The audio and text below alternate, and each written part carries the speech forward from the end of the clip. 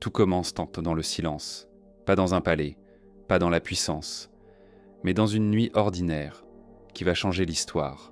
À Bethléem, une petite ville oubliée, une jeune femme, Marie, un homme, Joseph et un enfant, nés dans une mangeoire, sans couronne, sans armée, sans reconnaissance, et pourtant annoncé depuis des siècles. Des prophètes avaient parlé de lui, d'un Messie, d'un Sauveur. Mais quand il arrive, presque personne ne le remarque, et pourtant, le ciel, lui, réagit. Des bergers, dans les champs, voient une lumière, une présence, des anges apparaissent. Un Sauveur vous est né, pas aux puissants, pas aux rois, mais aux simples, comme si le message ne suivait pas les règles humaines. Et au loin, des hommes observent le ciel, des mages, une étoile, différente, un signe.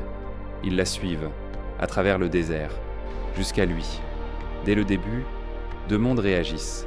Certains cherchent, d'autres ignorent, et certains ont peur. Un roi entend parler de cette naissance, un roi des Juifs, et immédiatement, il voit une menace, pas un enfant, un danger. Alors il cherche à contrôler, à comprendre, à arrêter ce qui commence. Mais l'histoire continue.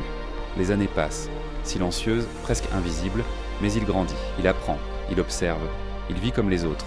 Et pourtant, quelque chose est différent. Un jour, au temple, encore enfant, il parle, et ceux qui l'écoutent sont surpris par sa compréhension, par ses réponses. Il n'est pas comme les autres, mais il attend le bon moment. Puis, tout commence. Un homme apparaît dans le désert, Jean. Il appelle à changer de vie, à se préparer, et il annonce « Quelqu'un vient ». Puis un jour, Jésus arrive. Il entre dans l'eau, Jean hésite, il comprend. Mais Jésus insiste, alors il le baptise. Et à cet instant, le ciel s'ouvre, une voix résonne. « Celui-ci est mon fils bien-aimé ». Et quelque chose descend, comme une colombe. Le moment est arrivé.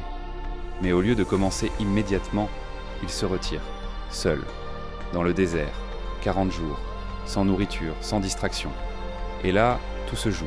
Il est tenté, le pouvoir, la gloire, le contrôle, tout ce que le monde offre. Mais il refuse, parce que sa mission n'est pas celle que les hommes attendent, et quand il revient, tout est prêt, et tout va changer. Il revient et commence à marcher. Et sur son passage, il appelle, pas des rois, pas des savants, des hommes simples, des pêcheurs, des gens ordinaires. « Suivez-moi ». Et sans tout comprendre, ils laissent pour tout derrière eux, et ils le suivent. Très vite, quelque chose se passe. Les foules arrivent, de partout, parce qu'ils entendent parler de lui, parce qu'ils voient ce qui se passe, car il ne fait pas que parler. Il agit, les malades qu'ils sont guéris, les aveugles voient, les boiteux marchent. Ce qui semblait impossible devient réel. Mais ce qui touche le plus, ce sont ceux qu'on ne voit jamais, les rejetés, les oubliés, ceux que la société laisse de côté. Il s'approche d'eux, il leur parle, il les relève, comme si personne n'était trop loin, pour être restauré. Mais plus que les miracles, c'est son message qui marque, un message simple, mais radical. Aimer ses ennemis, pardonner, encore et encore, donner, sans attendre en retour, un amour que personne n'avait jamais entendu comme ça. Il enseigne sur les collines, devant des foules silencieuses. Et il parle autrement, pas avec des discours compliqués, mais avec des histoires, des paraboles, un semeur, un berger, un fils perdu, des images simples, mais des vérités profondes. Et ceux qui écoutent sentent que quelque chose est différent. Un jour, tout bascule, une tempête éclate, violente, incontrôlable. Ses disciples ont peur. Mais lui se lève, et il parle au vent. Et en un instant, tout s'arrête. Le silence, même la nature, lui obéit. Un autre jour, une foule immense le suit. Des milliers de personnes, mais presque rien à manger. Et pourtant, entre ses mains, le peu devient suffisant. Et tout le monde mange. Comme si les limites n'existaient plus. Alors une question arrive, une question qui change tout. Qui dites-vous que je suis ? Le silence, puis Pierre répond « Tu es le Christ ». Mais même là, ils ne comprennent pas encore, parce que Jésus commence à dire quelque chose de difficile. Il parle de souffrance, de rejet, de mort, et personne ne veut l'entendre. Ce n'est pas ce qu'ils attendaient. Ils attendaient un roi, un libérateur, pas quelqu'un qui va mourir. Pendant ce temps, d'autres observent, les autorités religieuses, ils écoutent, ils analysent, et ils commencent à s'inquiéter.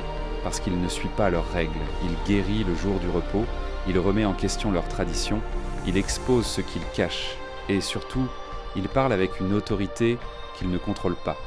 Alors la tension monte, chaque parole devient un problème, chaque miracle attire encore plus de monde, et plus la foule grandit, plus leur peur augmente, parce qu'ils sentent que quelque chose leur échappe. Alors le conflit devient inévitable, les regards changent, les discussions deviennent des plans, ils ne veulent sans plus comprendre, ils veulent arrêter, peu importe comment. Et à ce moment-là, sans que la foule ne le réalise vraiment, l'histoire bascule, le point de non-retour est atteint. Et ce qui arrive, personne n'est prêt à le vivre. Il entre à Jérusalem, la foule crie, elle acclame, elle célèbre, comme un roi. Mais personne ne comprend vraiment que ce moment n'est pas le début d'un règne, c'est le début de la fin.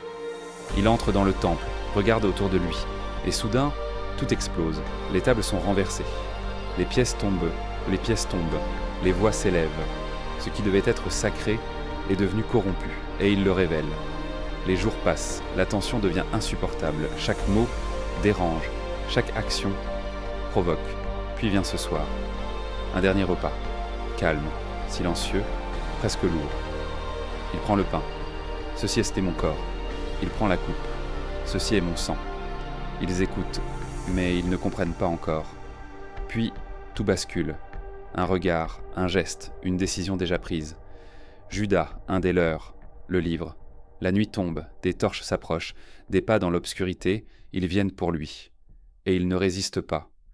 Arrestation, tension, silence.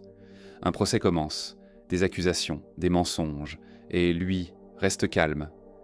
Il ne se défend pas, comme si tout était déjà décidé. Puis la sentence tombe, la croix, cloué, exposé, humilié.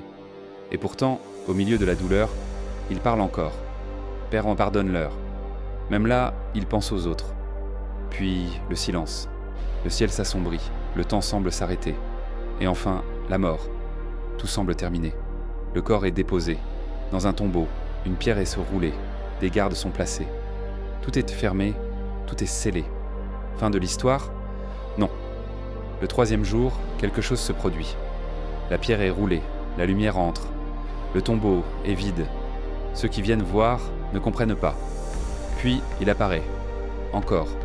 Et encore. Ils le voient, ils lui parlent, ils mangent avec lui. Mais quelque chose est différent. Il n'est plus limité. Il apparaît soudainement, puis disparaît. Même les portes fermées ne peuvent pas l'arrêter. Ce n'est plus simplement un homme revenu à la vie. C'est autre chose. Pendant 40 jours, il se montre, il explique, il prépare. Puis vient ce moment. Ils sont ensemble, sur une montagne.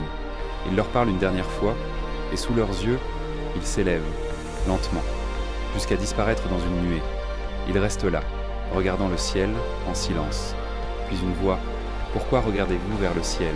Ce Jésus reviendra. » Et soudain, tout prend un autre sens. Ce n'était pas une fin, c'était une attente, une promesse. Et cette promesse n'est pas encore accomplie.